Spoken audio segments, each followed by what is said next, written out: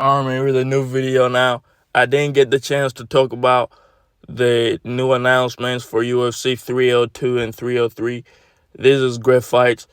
Obviously, I'm still a little broken by the events of yesterday, but the first fight that they talked about was UFC 302, Dustin Poirier versus Big Mac Ramazanovic.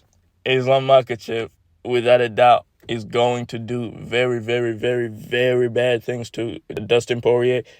And it's like, this fight really shouldn't be happening, but for legacy points, for hey, just keeping activity and not wasting your prime, this is perfect. All right, because this is schmuck. Big Mac cannot lose. Even if I curse him and pick him in the main, I mean, obviously I'm gonna pick him. He cannot lose. There is no way he can lose. He's literally the greatest fighter of all time that is not named Jonathan Bones Jones. So he's going to steamroll Dustin Poirier and beat his ass in about in like 2 rounds. All right, I was saying like 2 rounds, but we'll get to that. We'll get to the predictions. I just like this fight for Islam. It's a good fight to keep active and not be like fighting one time a year just because. But now I do like that Big Mac is coming back, so he's going to destroy Dustin Poirier. Dustin Poirier has a little good story, but this shit ain't about a fucking story. This shit is about Big Mac, NMG General. Stop fucking playing, all right? There is no motherfucking way Dustin Poirier does anything to Big Mac. And if he beats Big Mac, it is what it is. All right, it is what it is, all right? Hey, shit, I did say that if Poatan beat Jamal Hill, I was going to go to the district attorney him and tell him that I'm blind. Shit, I'm on my way right now. But we move on to the other fight on the same card, 302. And I do like that Big Mac is going to be in the US of A, man. We need Big Mac in the fucking land, all right? We need Big Mac, the animal, Ramazanovic. We need him on the United States of America soil. You know yourself. Yeah, we need him on the fucking soil. We need him on the land. We need him to come out and fucking bless this degenerate-ass country, to fight in this country and save the world, all right? Big Mac is going to literally single-handedly save the world, all right? Now, speaking of saving the world, a man that would like to save the world, Sean Strickland, he's also going to be on this card. Sean Strickland versus Big Boa, Boachiña, Paulo Costa. They finally made it happen. This fight really does not make any sense. Now, I did say that Sean shouldn't be ducking Boachiña, but yeah, I understand. Like, it's not like, oh, he shouldn't be ducking him because the fight should happen. Now, he shouldn't be ducking him because the integrity of his character is lost anytime he ducks a fight. The only problem is this fight should not be happening. Why is it happening? UFC even thinking about this fight is kind of stupid. You're talking about Sean Strickland, who got robbed in a championship fight, and you're giving him a guy who legitimately lost to the guy who lost badly to the guy that Sean Strickland beat and got robbed. Like, this is retarded. Like, UFC is losing their mind. Like, they must just be trying to bury Sean Strickland. It really doesn't matter. It's going to be a 30-27. Paulo Costa does not have the fight IQ. He has the athleticism to win this fight. He has the explosivity to win this fight. He just doesn't have the fight IQ. He's going to go out there, start smiling at Sean Strickland. Hey, this guy. Pointing at his leg, laughing, sticking his tongue out.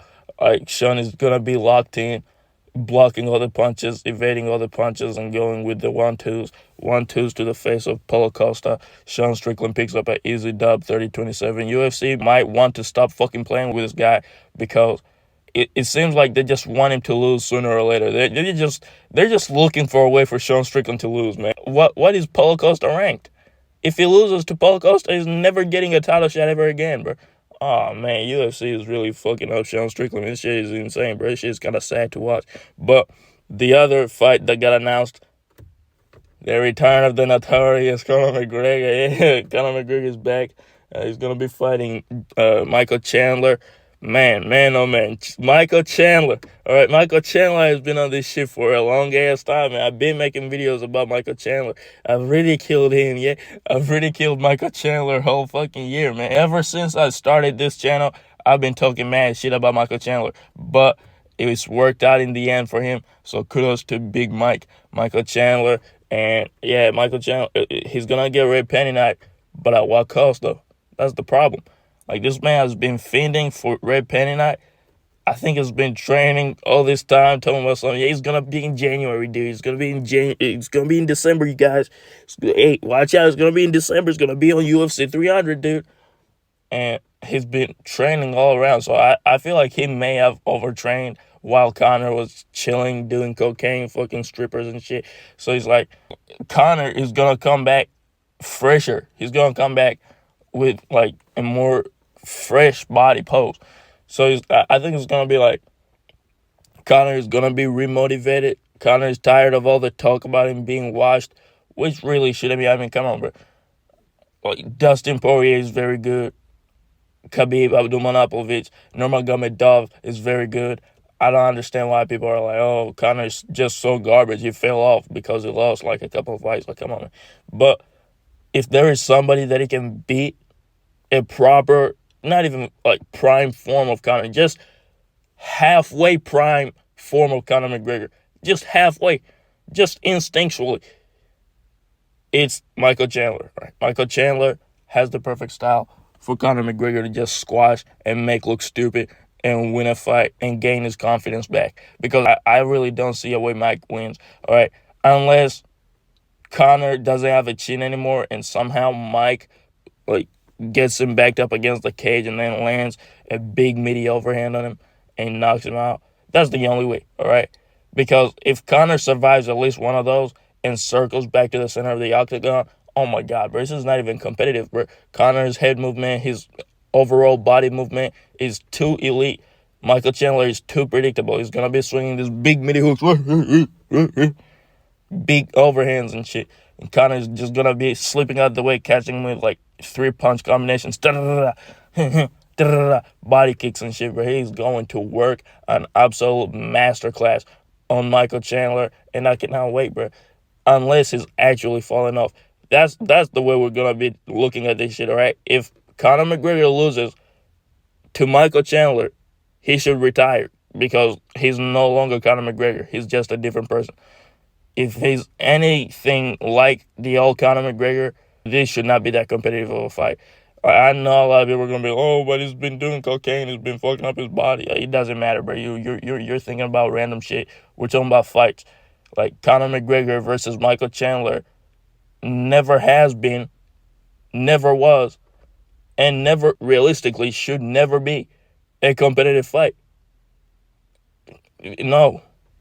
It's just the style matchup. Unless Mike starts wrestling all of a sudden, which he does when shit gets spooky for him on the feet. But I think he's not going to have the time to do that. He's going to be chinned already. Conor McGregor is going to line him up and beat his ass. It's going to be fantastic, man. Return of the Mac. It's going to be great. But, I mean, not going to lie, I think the Conor aura is kind of gone, man, because we already have a Conor McGregor at home, bro.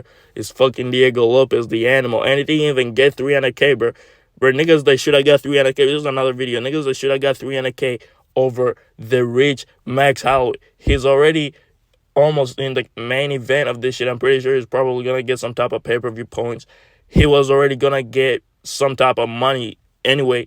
He was going to get win money and show money, which is higher than most people in the UFC. I'm pretty sure Dana would have slid him some change too for that great performance. But the rich-ass Max Holloway, former champion, who has got multiple pay-per-view points, who's my guy, by the way, but that guy's going to get 600K? Like, come on, bro, this is a scam. Like, you got all them fighters on there excited, like, pre-com was leaking out of their dick just to give pretty much the whole bonus shit to one person. Like, get the fuck out of here, Dana. So let me start talking about the people that should have got 300K.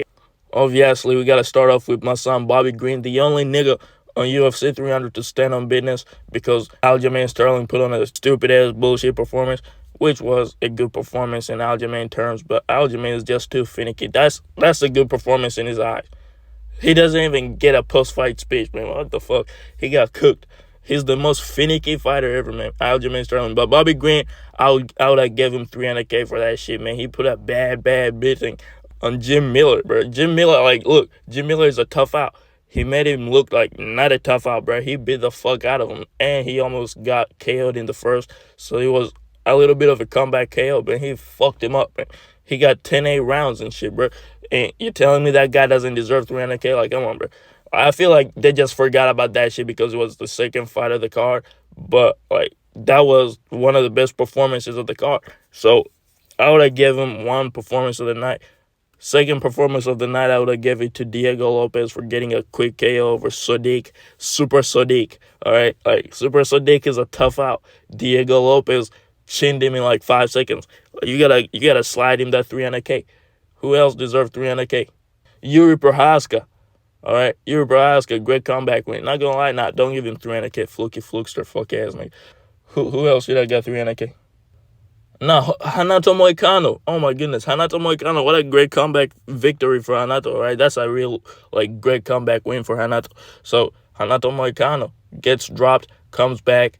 Like that's a great performance, man. Like he should not legitimately be able to beat Jalen Turner. Like that's a mismatch in my opinion. But he somehow pulled it off and had a great promo on the mic after the fight. Like come on, bro. That's three people that could have got 300K. Boom, boom, boom, boom, boom. Now you spread it the 300K around. Now you can get to Max Holloway. They already reached and give him knockout of the night because that was the knockout of the night. Boom, 300K to him. But no, they gave him 600K and they gave two other guys 300K. Who the fuck did they get 300K? Justin Gaethje got 300. Oh, you gotta be kidding me, bro. Justin fucking Gaethje. They already reached former pay-per-view main eventer multiple times. He also got 300K for being in fight of the night. Why would you even give away fight of the night on the night where you're giving away 300K to people who do crazy shit? Now that fight was awesome, but fight of the night, like fuck fight of the night, bro. Do performances of the night. And they gave the other performance of the night to fucking Yuri Prohaska. You gotta be kidding me. Yuri Prohaska got pissed up whole fight, bro. Not even whole first round. Whole fight, he got pissed up, and then Rakic made a big mistake and got caught, and then he started running around. Like, that wasn't that good of a performance. Now, the finish was good because it was a comeback finish, and it was like, oh my God, Yuri is really a samurai. But does that mean that he's the performance of the night? Fuck no, bro. He got his ass kicked. Like, Bobby Green barely had a moment of like, oh, whoa, whoa. And that was only like 2 punches in the first round, and then went on to put on a masterclass beating on fucking Jim Miller. Diego Lopez didn't even break a sweat. Hey, but UFC 300 was awesome. My slime got slept, but guess what though? Right after that, I went on his IG and I saw that the shirts was still up. The Jama is better than Shama shirts are still up. So I copped one of them. I'll be doing a shirt opening, the second one ever in the channel history for Big Jamal Hill shirt because the get back is better than the setback, you guys. But yeah, man, it is what it is, man. Part-time, I guess, is good. Fuck that nigga, man. I still want to fucking fight his ass, man. Let's fucking go, man. If Magomed fights him, I'm going to tell you guys right now, bro. Let's go big Magomed, bro. Magomed is going to spear this nigga through the fucking cage, man. Let's go big Magomed, man. Beat that man's ass, man. I'm tired of this part-time nigga, man. Oh, my God, bro. The casuals already start. Oh, wow. He was talking all that shit. The memes, the celebration was cool, but now niggas can start talking shit about slime. He had a broken toe. You gotta understand, this man does not make excuses, bro. Jamal Hill does not make no excuses. He had a broken toe. His Achilles was not even properly healed. They just say, oh, you want to be on 300 in the main event? He was like, hell yeah. That's what a real fucking man does. He didn't make no excuses. Like, me making him excuses right now ain't even cool. Because it's like, why the fuck do you even go there, bro? Like, niggas is gonna think what niggas want to think. Oh, he's just trash at striking. He got distracted in the moment by the little thing. And he was on the back foot anyway. But I think in any other scenario, he would have circled away and he would have survived. But it is what it is, bro. We cannot make excuses. He got over it quicker than I did. But it is what it is, man. I just don't like this narrative shit, bro. This narrative bullshit of, UFC striker thinks he can strike with fucking kickboxer, dude. The fuck? Bruno Silva did the same shit. He beat this nigga's ass, bro. Yuri Prohaska was beating his ass, bro. Jan Blachowicz literally fucked him up and got robbed. But Boatan is a good fighter for beating any version of Jamal Hill because he really shouldn't be touching Jamal Hill. Like, Jamal Hill should have been in the orthodox stance. I don't care about the leg kick. He should have been orthodox the whole time because we've seen him fight orthodox and he does good defensively about his chin. But he's also more active in the orthodox stance. It is what it is, bro. Fuck. Oh, my God, bro. Man, it is what it is. No excuses, though. W Boatan. I still want to fight his ass, man. Let's go, boy. Big, dumb retard. I'll fuck up part-time. Until it somehow, someday happens and part-time tries to chin the slime, bro. I'll fuck him up. I'll beat the shit out of part-time, man, off the rip, bro. Fuck y'all niggas, man. Like and subscribe on my